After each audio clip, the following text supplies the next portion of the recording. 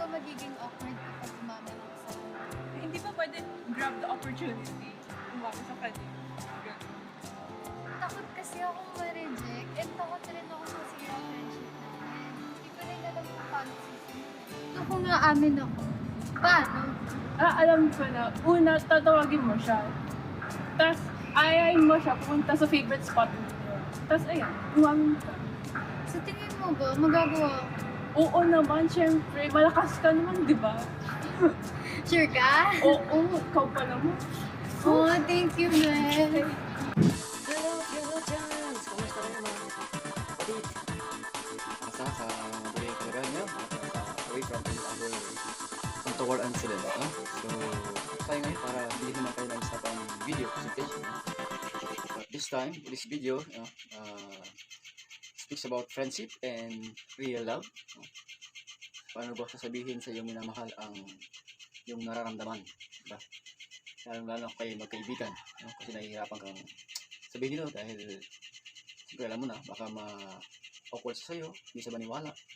At the same time, parang ayaw, nahiya ka sabihin kasi baka maging dahilan pa yun ang inyong pagiging hindi magkabati o hindi magkayos. No? So, well, tingnan na lang natin dito sa video na to. Sana magustuhan ninyo.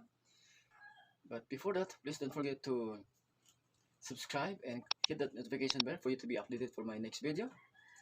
At siyempre, bago rin lahat ay pasalamatan ko rin ang aking mga YouTubers, especially our admin, Miss Simply Alritz, Kenneth TV, and my fellow Alotians, Susan Aspe, Chicolot, Filipino Lovers Vlog, and Jamel Pitong, of course my friend from Sweden,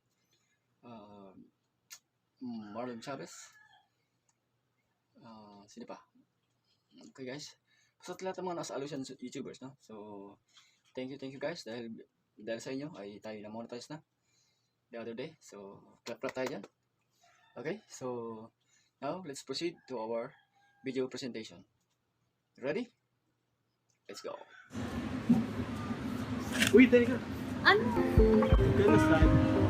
Pwede bang ako muna ang bumana? Naman. Pwede ko ba itawag sa'yo Makdo? Bakit? Kasi masyadong obvious kapag sinabi ko. Strange idea.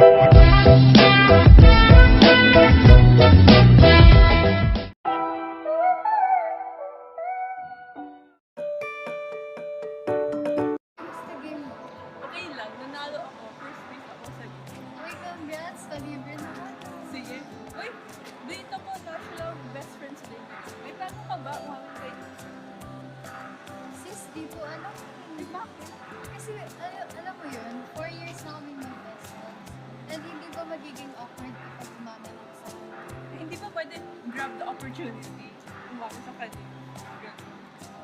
Takot kasi akong ma-reject and takot rin ako masira ang friendship namin. Hindi ko rin alam kung paano sisimula.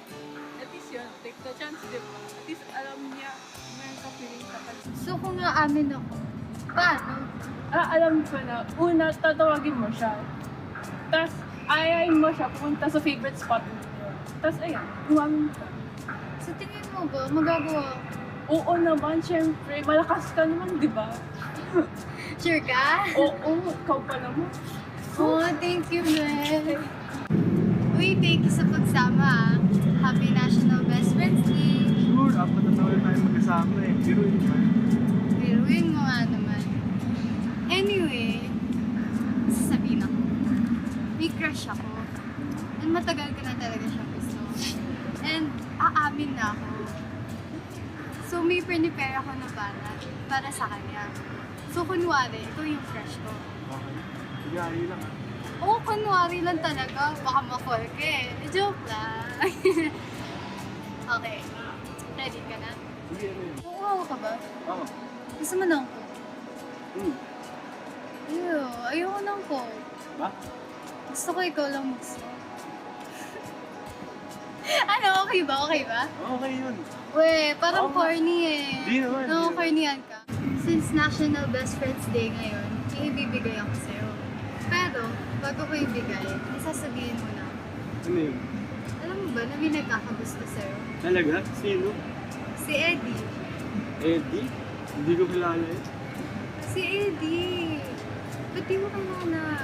Wala akong kilalang taong gano'n. Papakilala ko siya ngayon. Talaga? Oo. Nasaan siya?